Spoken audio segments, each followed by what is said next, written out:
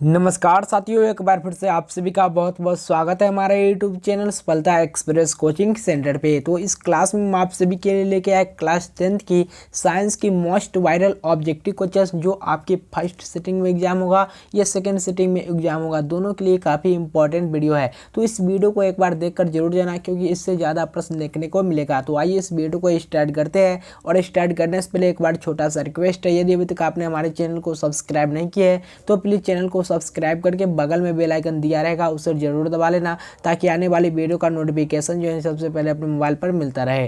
तो यहाँ पे देखिए पहले नंबर क्वेश्चन में है, किस दर्पण का फोकस दूरी ऋणात्मक लिया जाता है। तो ये अवतल दर्पण का फोकस दूरी जो है ऋणात्मक लिया जाता है, और उत्तल दर्पण की फोकस दूरी जो है धनात्मक लिया जाता है। तो एक का राइट आंसर हो जाएगी ऑप्शन नंबर यहाँ पे बिल्कुल B is the right answer हो जाएगी। नेक्स्ट क्वेश्चन यानी कि अगले नंबर क्वेश्चन को देखिए, अगले नंबर में है, लेंस की फोकस दूरी एफ और वक्रता त्रिज्या आर में क्या संबंध है। तो आपको मालूम है यानी कि फोकस दूरी एफ बराबर क्या होती है, त्रिज्या बटे 2 यानी कि आर बटे 2। तो यहाँ पे राइट आंसर हो जाएगी ऑप्शन और बी इज द बिल्कुल राइट आंसर हो जाएगी।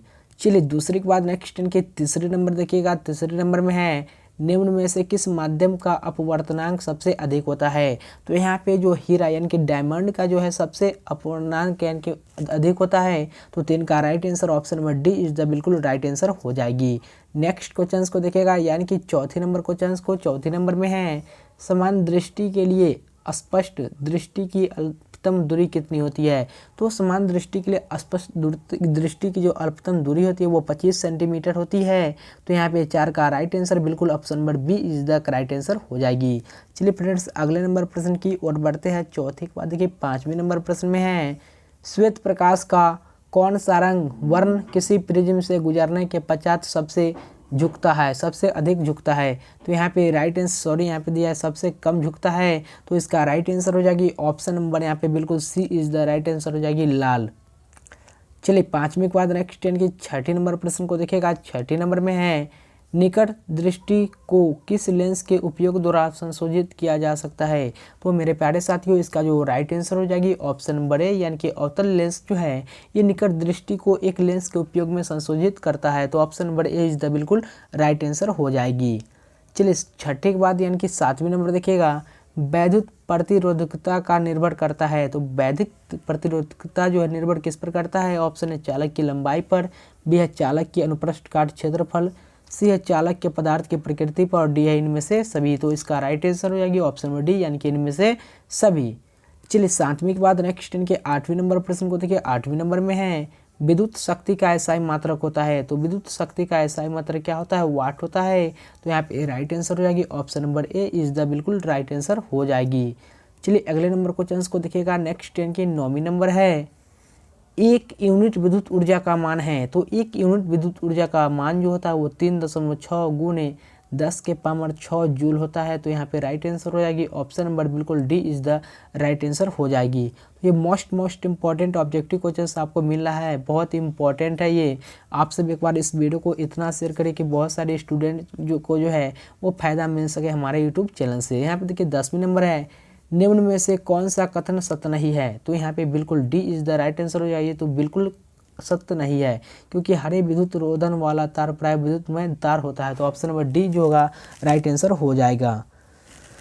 चलिए 10वीं के बाद नेक्स्ट यानी कि 11वें नंबर प्रश्न को देखिएगा। 11वें नंबर प्रश्न में कहा गया है, देखिए ध्यान से, फ्लेमिंग के वामहस्त नियम में बाएं हाथ का मध्यमा संकेत करती है। तो फ्लेमिंग के वामहस्त नियम में बाएं हाथ का मध्यमा संकेत जो करती है वो यहाँ पे राइट आंसर हो जाएगी ऑप्शन नंबर बी यानी कि चुंबकीय क्षेत्र की दिशा पर। यहाँ पे कहा है कि बाएं हाथ का मध्यमा संकेत करती है। तो बिल्कुल राइट आंसर क्या हो जाएगी, सी होगा, चालक में प्रवाहित विद्युत धारा की दिशा। तो बिल्कुल सी इज द राइट आंसर हो जाएगा।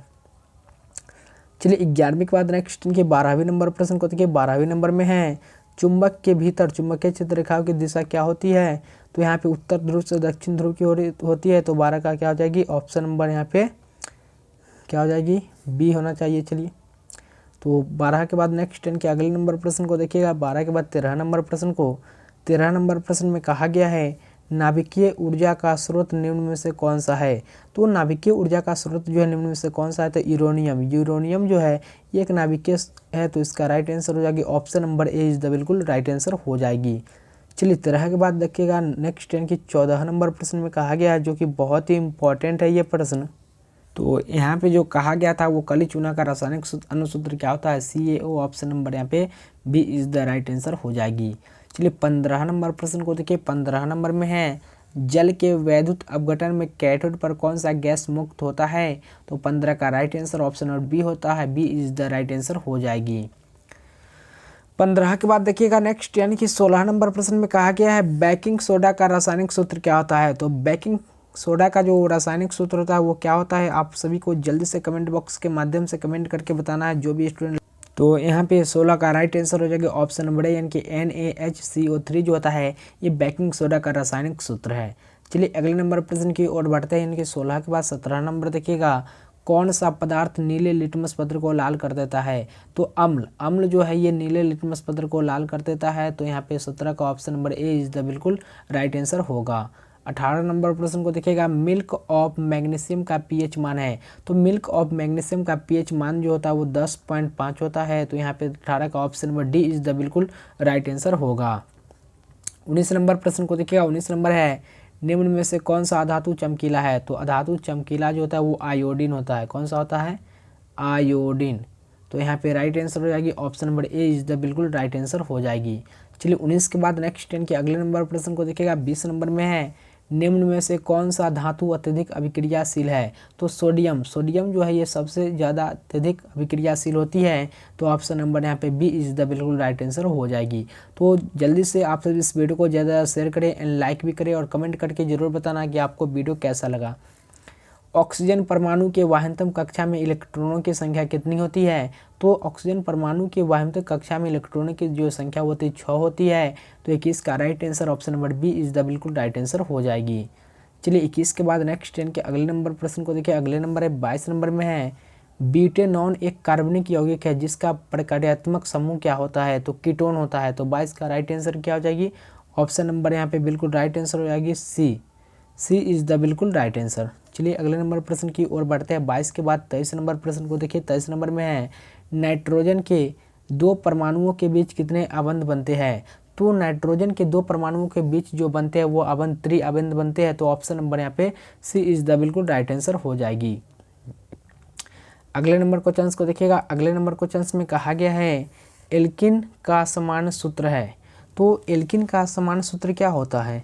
तो CnH2n। ऑप्शन नंबर यहाँ पे बी इज द बिल्कुल राइट आंसर हो जाएगा। और एल्केन का क्या होता है, CnH2n प्लस के 2 होता है एल्केन का, और एल्किन का हो जाएगा CnH2n। चलिए तो अगले नंबर क्वेश्चन को देखिएगा, यानी कि 25 नंबर में कहा गया है आधुनिक आवर्त सारणी में आवर्तों की संख्या है। तो आधुनिक आवर्त सारणी में आवर्तों की जो संख्या होती है 7 होता है। तो 25 का option number A is the बिल्कुल राइट आंसर होगा। चलिए 26 नंबर प्रश्न को देखिएगा। समूह में ऊपर से नीचे जाने पर परमाणु आकार में क्या परिवर्तन होता है। तो ये जो है एटोमाइज साइज इंक्रीज करता है, यानी कि कहने का मतलब बढ़ता है। तो परमाणु साइज बढ़ता है, यहाँ पे राइट आंसर हो जाएगी ए इज द बिल्कुल राइट आंसर। चलिए 26 के बाद नेक्स्ट 10 की 27 नंबर को देखिएगा।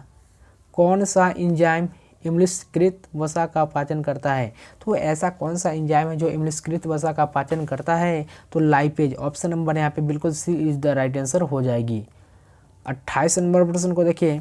सामान्य प्रकुंचन रक्तदाब होता है। तो 120 mm होता है। कितना होता है, 120 mm। तो यहाँ पे 28 का बिल्कुल सी इज द राइट आंसर हो जाएगी। चलिए 28 के बाद नेक्स्ट 10 के अगले नंबर प्रश्न को देखिएगा। 29 नंबर प्रश्न में कहा गया है पत्तियों में प्रकाश संश्लेषण द्वारा बना भोजन पादप के अन्य भागों में किसके द्वारा भेजा जाता है। तो फ्लेम के द्वारा भेजा जाता है। तो यहाँ पे right answer option number B is the बिल्कुल राइट आंसर। चलिए 29 के बाद नेक्स्ट 10 के 30 नंबर देखिएगा। 30 नंबर प्रश्न में कहा गया है उस पौधे का नाम बताए जो कलम द्वारा कायिक प्रवर्धन को प्रदर्शित करता है। तो गुलाब। यहाँ पे राइट आंसर हो जाएगी option number B is the right answer. चलिए 30 के बाद देखिएगा। अगले नंबर क्वेश्चन को कहा गया है, अगले नंबर में है काला जार बीमारी किस रोगजनक के कारण होता है। तो ये लिस्मेनिया के कारण होता है। आप सब लिख लीजिएगा लिस्मेनिया। तो यहाँ पे लिस्मेनिया भी होगा, यहाँ पे देखिए लिस्मानिया भी दिया गया है। तो बी इज द हमारा आंसर क्या हो जाएगी, बी राइट आंसर हो जाएगी। चलिए तो अगले नंबर देखिए 31 के बाद नेक्स्ट इनके 32 नंबर है निम्न में से कौन सा द्विलिंगी पुष्प है। तो लौकी पुष्प। Option number B is the बिल्कुल राइट आंसर होगा। चलिए 32 के बाद देखिएगा नेक्स्ट क्वेश्चन यानी कि 33 नंबर में है, मानव में घ्राण ग्राही स्थित होता है तो कहाँ पे, तो यहाँ पे right answer option number D is the बिल्कुल राइट आंसर होगा। चलिए 33 के बाद देखिएगा नेक्स्ट यानी कि 34 नंबर है, हमारे शरीर की सभी ऐच्छिक क्रियाएं नियंत्रित होती है तो मेडुला से, तो 34 का भी इज द बिल्कुल राइट आंसर। 35 नंबर देखिएगा, जंतुओं में वृद्धि हार्मोन स्रावित होता है तो जंतुओं में वृद्धि हार्मोन स्रावित जो होता है वो पीयूष ग्रंथि से, तो ऑप्शन नंबर 35 का ए इज द बिल्कुल राइट आंसर। तो बहुत ही इंपॉर्टेंट आपको मिल रहा है ये वीडियो, तो प्लीज़ आपसे छोटा सा रिक्वेस्ट है, एक बार वीडियो को लाइक करें एंड शेयर भी करें और कमेंट करके जरूर बताना कि आपको वीडियो कैसा लग रहा है। आनुवंशिकता का सिद्धांत किसने प्रतिपादित किया है, तो आनुवंशिकता का सिद्धांत जो प्रतिपादित किया वो मेंडल ने किया है, तो 36 का ए इज द बिल्कुल राइट आंसर।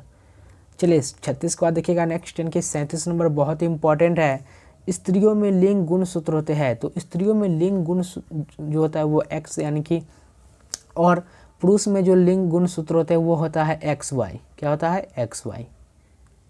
चलिए तो अगले नंबर क्वेश्चन यानी कि 37 के बाद देखिएगा 38 नंबर है, निम्न में से कौन जैव निम्नीकरण कचरा है, तो thermocol option number B is the right answer हो जाएगी। चलिए अगले नंबर क्वेश्चन को देखिएगा 38 के बाद देखिए नेक्स्ट यानी कि 2 मिनट 39 नंबर प्रश्न को देखिए। 39 नंबर में है, आहार तथा पाइन किस राज्य की जल संग्रहण व्यवस्था है, तो ये खुद बिहार का है, तो यहाँ पे राइट आंसर हो जाएगी option number D is the बिल्कुल राइट आंसर हो जाएगी। चलिए 39 के बाद नेक्स्ट यानी कि 40 नंबर को देखिएगा। 40 नंबर में है, प्राकृतिक संसाधनों का प्रबंधन के लिए सबसे उपयुक्त विकल्प निम्न में से कौन है, तो पुनः चक्रण होता है, तो यहाँ पे राइट आंसर हो जाएगी option number B is the बिल्कुल राइट आंसर हो जाएगी। तो मेरे प्यारे साथियों, इस वीडियो में आप सभी के लिए बहुत ही इंपॉर्टेंट ऑब्जेक्टिव क्वेश्चंस का सीरीज आप सभी को मिल गया है। अगर आप सभी को वीडियो पसंद आई होगी तो प्लीज़ एक बार वीडियो को लाइक करना, चैनल पर नए व्यक्ति सपोर्ट कर रहे हैं तो चैनल को सब्सक्राइब करके बगल में बेल आइकन दिया रहेगा उसे जरूर दबा देना, ताकि आने वाले वीडियो का नोटिफिकेशन जो है सबसे पहले अपने मोबाइल पर मिलता रहे। तो चलिए बिना टाइम पास न करते हुए आज के इस क्लास को समाप्त करते हैं। थैंक्स फॉर वॉचिंग वीडियो देखने के लिए आप सभी का बहुत बहुत धन्यवाद।